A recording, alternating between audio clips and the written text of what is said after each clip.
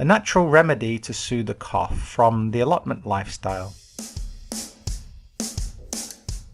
We're going to need some honey and add some of that to a cup. And then squeeze the juice of a half of lemon and add that to the cup also. We're then going to need to add some boiling water.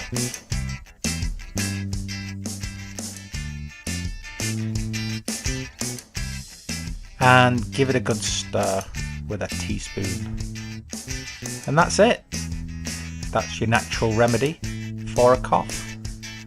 Very soothing, very natural, and works better than most of the concoctions you can buy from the chemist. So give it a go. That's the allotment lifestyle. More information on our website.